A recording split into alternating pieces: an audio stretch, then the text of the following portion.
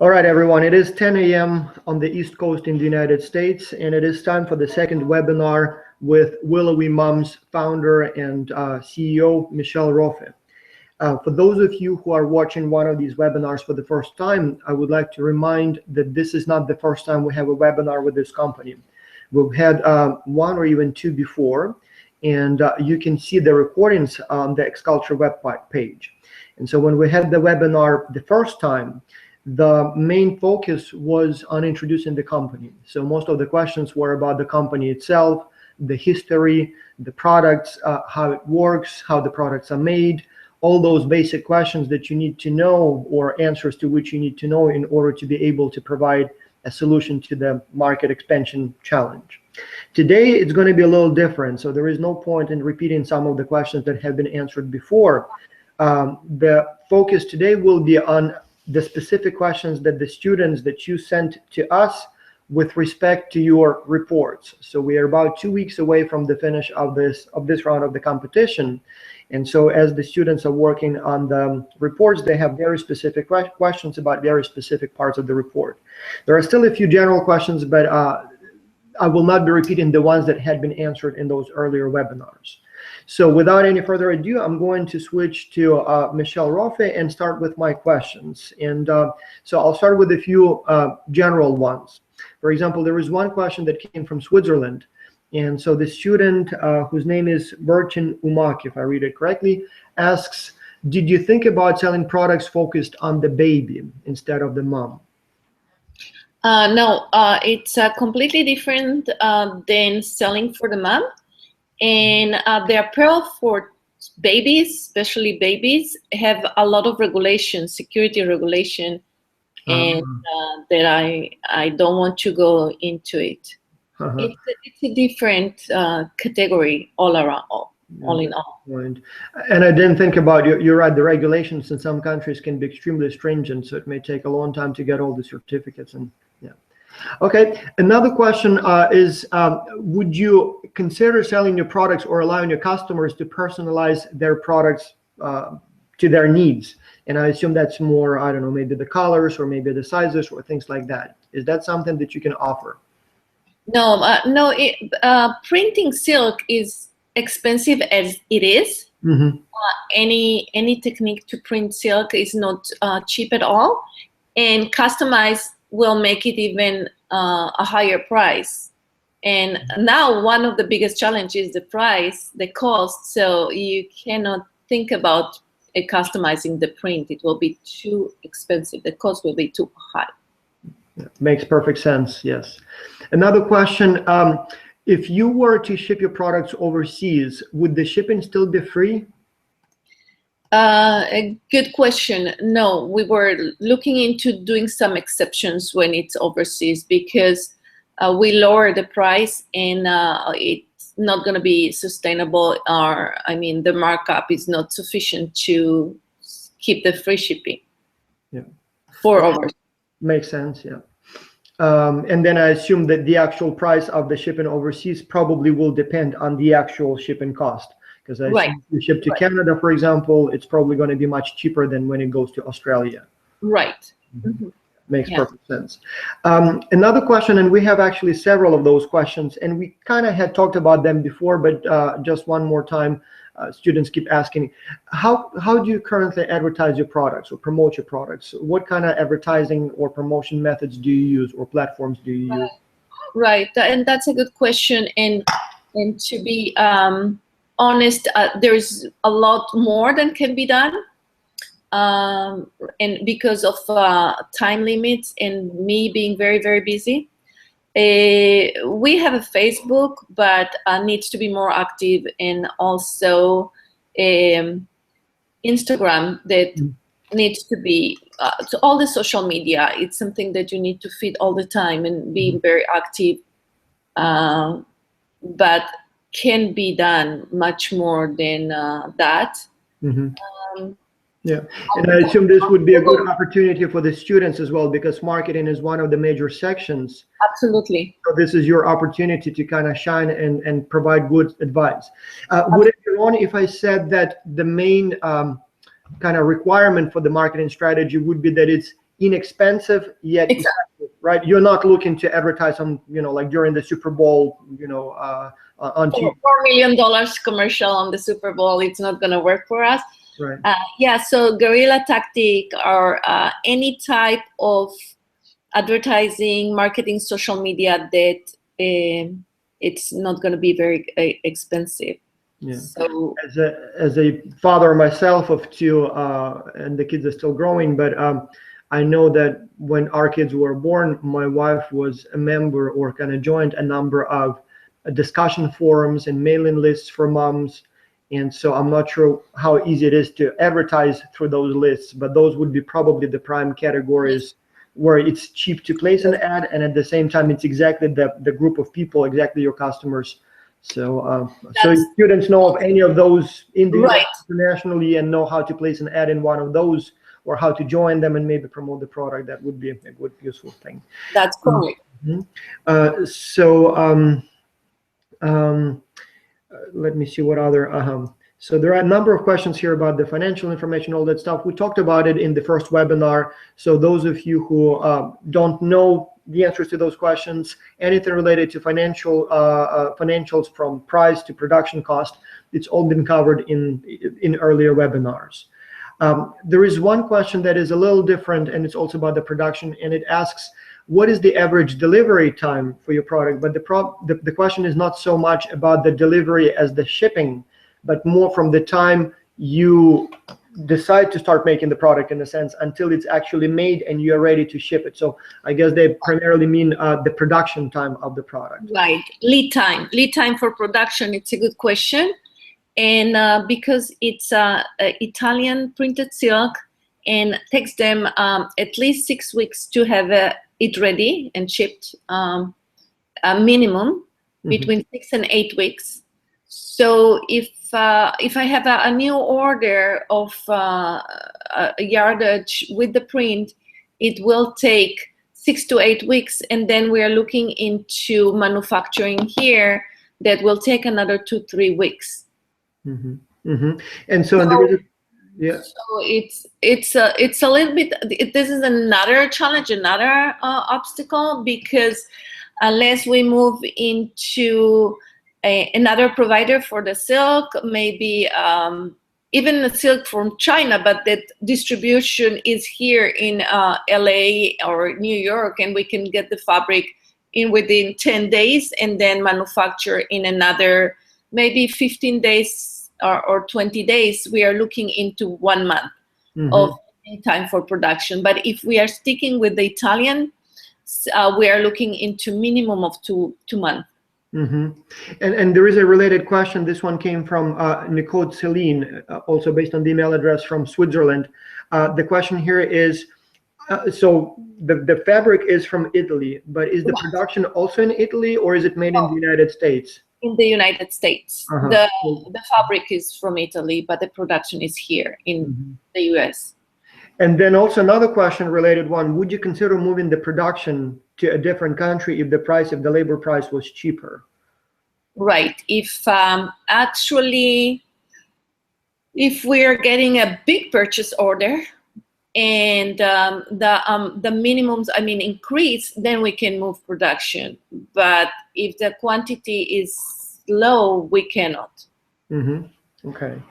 Now, there are a number of questions that I grouped by the report section. And so if you don't mind, we'll just go one by one. So the questions will not appear in the order I received them, but in the order of, in a sense, topic.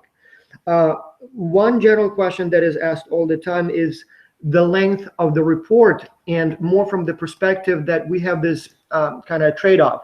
On the one hand, students want or feel that you want them to provide as many details as possible. On the other hand, you will be receiving a lot of reports this semester, and so reading them will take a long time. And so if they are too long, it may be just impossible to read them, because it will be hundreds of pages, if not thousands of pages, depending on how many reports we get. So the question is, would you prefer less, more concentrated text, or would you prefer students to go into more detail and provide as much information as possible on each of the issues? I think to the point, less and concentrated information is better. Mhm. Especially when you are doing a research and you gather information about the way that you breastfeed in different countries. Just use tables and give Right. statistics and give numbers, because there are many things that you are doing for your research that helping you to come up with your marketing strategy. But it's better just to hear about your strategy than very detailed report about what you research. That's for you to Right. be able to come up with ideas and strategies, but like concentrated information, some statistics, and then explaining your idea or strategy is much better than a lot of information. Yeah, yeah. I also have to read a lot of those reports, obviously, when I grade my students' work. And I personally like very much when students use tables and bullet lists as much as possible. And then I've seen a few reports where they would have like an executive summary of each of the report sections, or like a little, like a bullet list with the key points. Like if it's marketing, they would say, advertise here will cost so much. Like literally, we're talking like a one paragraph bullet list type of thing. And so that allowed me to very quickly see right away what exactly the students are proposing. If I like some points, I can then go and read the rest of the report. But you should understand that for Willowy, for example, so it was 250 or so students in the late track, and about half of that in the early track. So if we divide the average team size 5-6 students, we're talking about 50-60 teams. If you print each of those reports, let's say 30-40 pages, it's going to be like this much paper. I mean, it's physically impossible to read them, back to front to back. So the only way for you students, I guess, to make sure that the reader will get all the information is to try to concentrate it as much as possible, because otherwise, I mean, but I don't think that obviously will be possible unless someone will literally stop doing anything else for 1 week and read your reports. But obviously it's impossible. Good point. And also the executive summary is that, and a summary of the main points, main ideas. So yes, half a page, a paragraph, right, or even bullet point, but the executive summary will give you the if you go farther and what is inside that report. So yes, good point. For the students, again, those of you who don't know that concept, there is a kind of thing known as the elevator pitch, or sometimes they call it elevator speech. And so what that is in most cases, you students or at some point employees will have, will work in the real world, and you will have brilliant ideas, for example, for your boss maybe, or for a potential investor, or maybe for a potential employer. But the problem is that those people, they run their businesses, they're busy, they're like literally very busy, much busier than you are. And in many cases, the only time when you can present your idea to them is when you happen to ride in the elevator together with them. So that 1 or 2 minutes when you go from first floor to 15th floor, for example, that's the only time when you can actually talk to them. And so you have to learn this art of being able to present the idea in that very short period of time, because people who make the decisions, people who will decide one day if you get the job or not, if you get the project or not, will literally be able to devote only maybe 1 or 2 minutes of their time to listening to you. So try to approach the reports the same way, so nobody will have more time just because it's physically impossible. So anyway, moving on to the next one, company analysis. Again, a lot of questions here ask how much the report should talk about the company itself. And again, the trade-off here is that on the one hand, the students want to show that they know the company, they know what it does, they want to present it in, in sufficient detail. On the other hand, obviously the reader, especially in this case, Ms. Michelle Rofe, she knows the company. She knows the company better than you do. And so she probably doesn't want to see all that information just because she knows it. So the question is, in their company description, how deep should they go and what they should focus on? Should it be more analytical and focused on strengths and weaknesses and maybe opportunities and threats, or should the students still impress you by their knowledge of the company history and products? Yeah, no, definitely more analytic than descriptive of the company itself, as you said, because I know. So in one sentence, you can say what it is about and what's special about the company and the strengths of the company. So your idea about strengths and weaknesses is really good. Mhm. Now, the next section is about the market success criteria. So that's the one where students have to tell or answer for themselves what kind of countries they're looking for as potential new markets.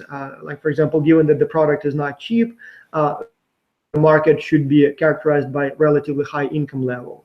Or because there would be a shipping involved, it should probably be not too far away so that the shipping is not too expensive and things like that. And so the question is, are there any specific criteria that you personally are looking for? And then there will be another question about this section that I will ask in a second. So one, do you have any specific preferences as to the types of new markets that you would consider expanding into? No, I'm leaving to them because that's what they gaining from the research and analysis and for the thinking is what would be a good place. And it's really something that comes from their research. We had a group that said, just concentrate on the US and it's okay as long as it's coming from things that they are analyzing and researching. Right, right. So, and a related question is specifically about the US. I mean, it's a huge country. You are in Florida.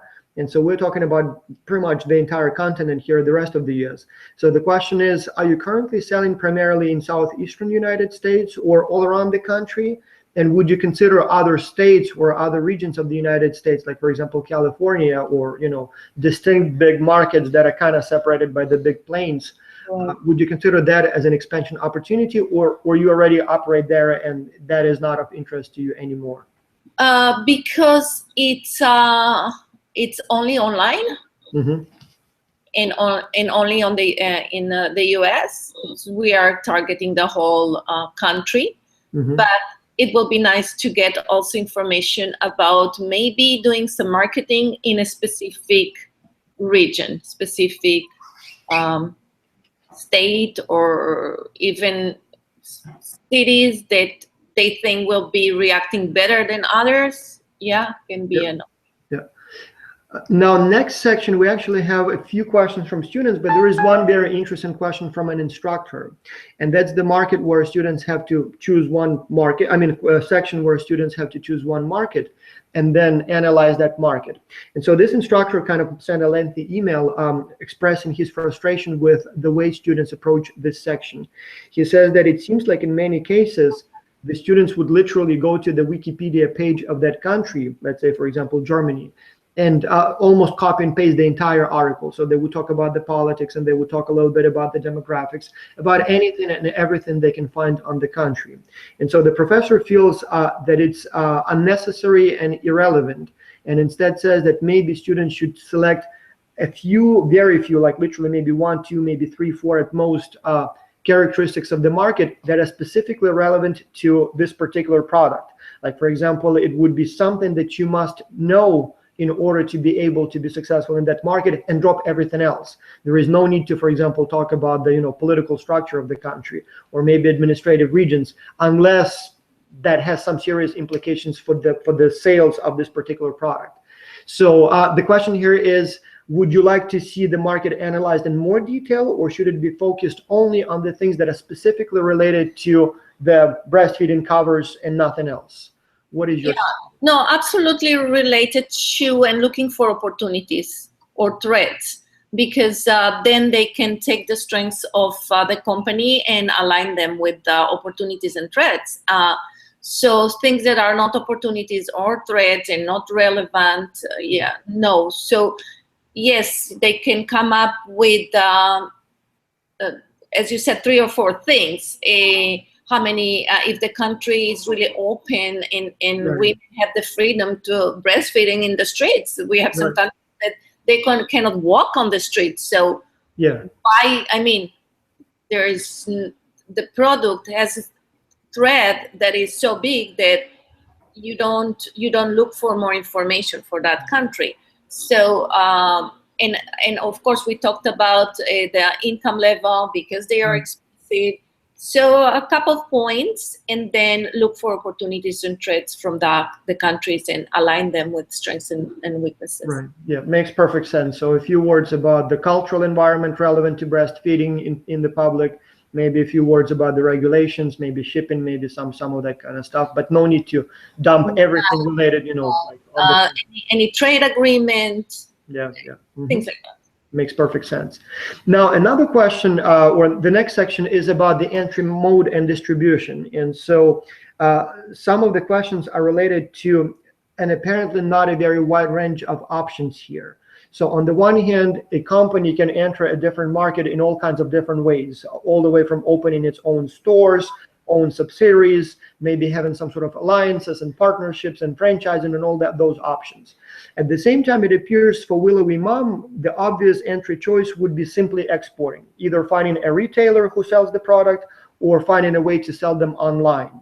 Is that a fair assessment, or you are actually open to other options, like open your own stores? No. Yours is a fair assessment. It's correct. Mm-hmm. So focus on the ways to either find a retailer or find a way to sell it without establishing any bigger presence there. Right. Either representative or online. Exactly. Another question also is, would you consider, or are you open or interested in the idea of using some sort of sales agents, individuals that either sell only your product or other products and kind of go door to door, or maybe come to the webinars, seminars for moms or stuff like that? Would that be an interesting option at all, like people who maybe work on commission base or something like that, or it's not interesting at this time? No, absolutely. A rep is something that I didn't have the time, but I think that can be a very good strategy.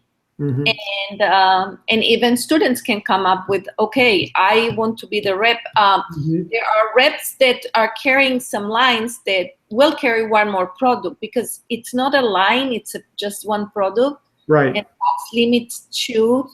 But if there is a way to connect with a rep that is already doing maternity or other things and can add the product, absolutely. I remember when my kids were born, we would get sales representatives. They were born in Canada, but there would be people who come to us with all kinds of products and say, we sell this, from breast pumps to toys to, whatever. And so I assume if in the country of interest, there is a practice of that kind, and there are people who sell those kinds of things, and if they would like to add the Willowy Moms products to their collection, I guess. Absolutely. And if you know those people, or maybe if you want to become one, then yes. Okay, wonderful. So next one is the pricing. And so again, this seems to be very straightforward. So the students are just suggesting their recommended price in the new market, but we have a lot of questions about going beyond the fixed price. So for example, let's say that the fixed price is, just to keep it round, let's say $100, the recommended price. But then many students try to come up with other methods of pricing, like for example, buy one, get one free, or repeat customers, or discount for the second child, or those kinds of things. Are you first using those kinds of more creative pricing strategies? And two, are you interested in ideas for those kinds of creative strategies, or would you just prefer to stick with fixed price per one unit of the product? Yeah, it's challenging because you don't have such a repeat customer. You have one kid, and then after maybe 5 years, it's not something that you're constantly using. And so the only thing that can be is you fell in love with the product and you want to buy one more, you can get a discount. But right now the price is online, but it's almost a wholesale price. So there is no much of a markup, and that's why you cannot use any sales promotion. Right. And as I understand, the product, it's a durable quality product, so it's not something that needs to be bought every 2 weeks and new, right? So you buy one and it will last you for the entire, child. And for the next child too, yes. Yeah, and maybe probably for several children if you, it doesn't take much space when you, Right. And it's also not a product that you can offer some sort of financing or loans or subscription on. Again, I don't think, it's a one-time purchase. Okay, yeah, it seems like some teams are still trying to come up with some creative ideas in this area, so we'll see what they offer, but it seems like it's a fairly straightforward situation here. Right. Now, marketing, again, lots of creative ideas. I'm not going to go into the much detail, but there are a number of questions about how or what should be included in this section. So obviously, where to advertise, but would you also like to see some sort of suggestions for like slogans, or maybe graphics or pictures that need to be included in the ads, or maybe some sort of script that the sales agent should say? That's always good. Yeah, that's always good, and it's involved their creativity, and just something that we can use at some point. Yeah. From me, again, I may be wrong, so please correct me, Michelle, if I'm wrong, but I personally would like to see more kind of how-to steps here. For example, reading the reports from the last semester, I would see a lot of reports that would say advertise via Facebook, for example, or advertise via Instagram. And that's it. And so that I personally find not very useful, because I already know that I can advertise through Facebook or Instagram. What I would like to know is, where exactly do I go? Like, what web address do I use to place that ad? How much that ad will cost? How do I select the proper audience? Like, for example, on Facebook, you can select the target, descriptions of your target audience. And so those are a little challenging, because I've done it myself for other things. And I know that sometimes you select the demographic description, but then it turns out that it's not exactly the people that you wanted originally. And then, so how much would it cost? What exactly would you say? For how long would you like run it? What day of the week would you place it to get the most attention? How frequently would you post it? Those kinds of things.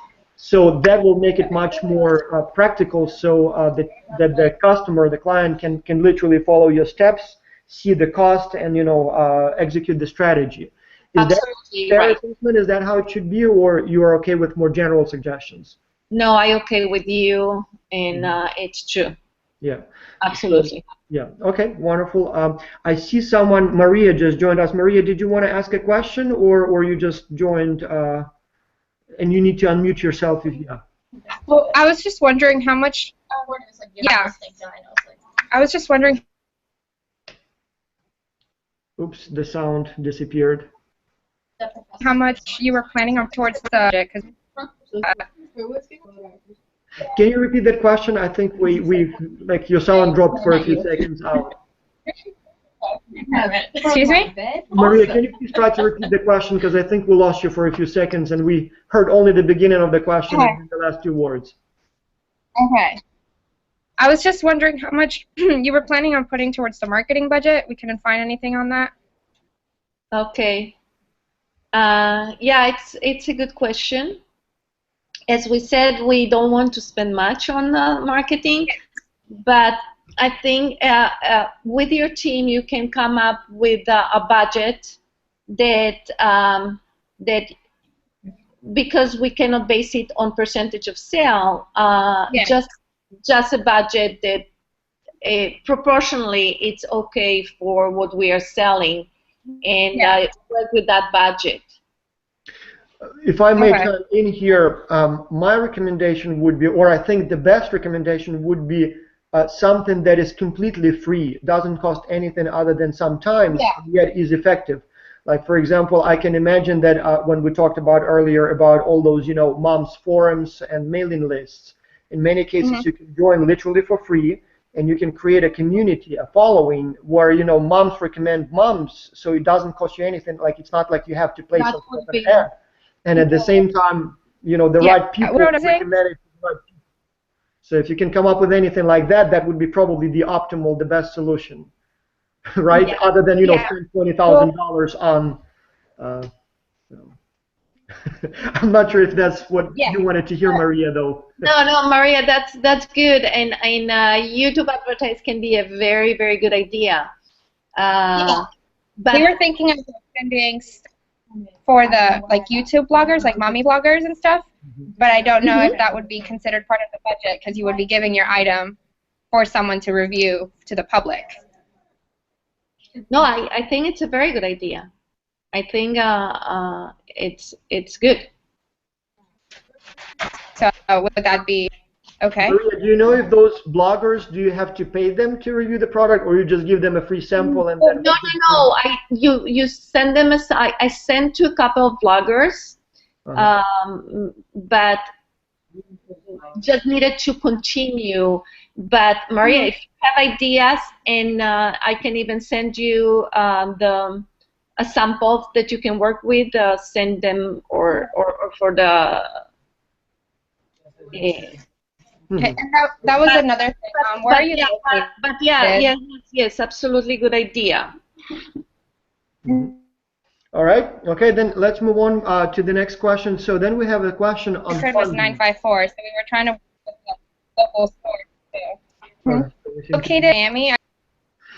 So there is another question related to the funding. So the last section of the report talks about funding, and so particularly crowdfunding and other options where you don't have to have a big investor, but rather rely on small either investors or contributors who would like to fund the product. And so there are a number of questions here asking whether or not you're already doing something of that kind. Are you currently working with any of those Kickstarter or GoFundMe? No crowdsourcing, and I'm not interested in crowdsourcing. Oh, you're not? You're not? Okay.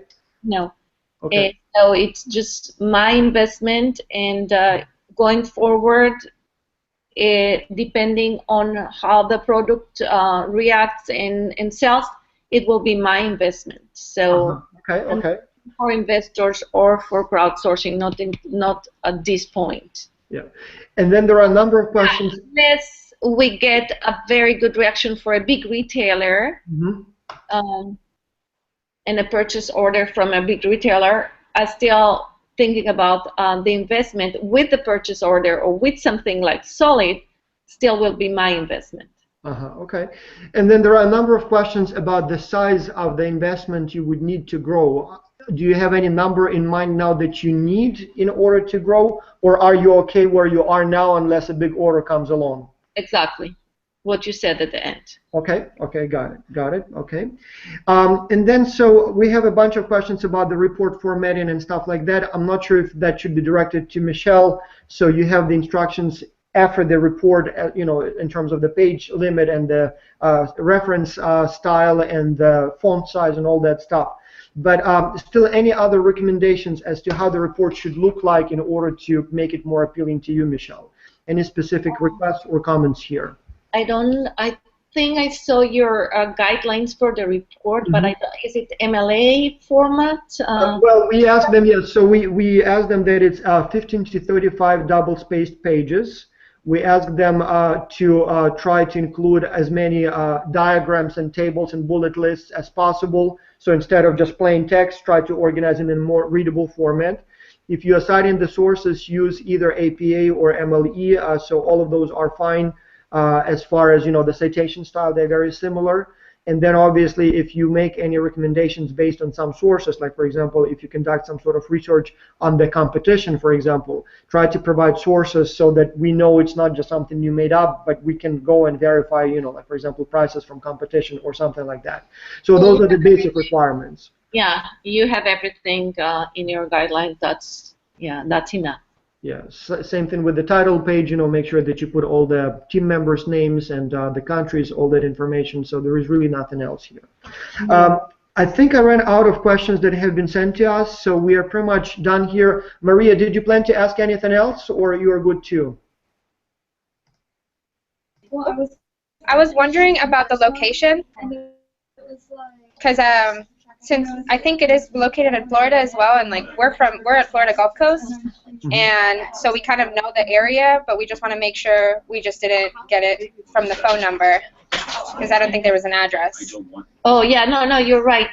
Miami, Florida. The fabric, as I said, coming from Italy, and the production here, Miami, Florida. All right. Okay, well then I guess we're gonna stop here. Maria, please say introduction. Yeah, look at. So your video and sound for some reason lag. Were you planning to say something else, Maria? No, I just wanted to make sure that was the right and that we were focusing on. Your picture comes on and off, and so. But yeah. Well, then we're going to stop here. Thank you so much. As always, if you have additional questions, you can always email them to us, and we will forward them to the company, and then we'll continue compiling the frequently asked questions database. And yes, you have a couple more weeks to finalize your reports. As always, it will take us a couple of weeks to grade them, and then we will send the best reports to the company, and then we will know the winners sometime in May. So thank you so much, and thank you so much for your time, Michelle. Truly appreciate it. Thank you. All right, I'm going to stop broadcasting.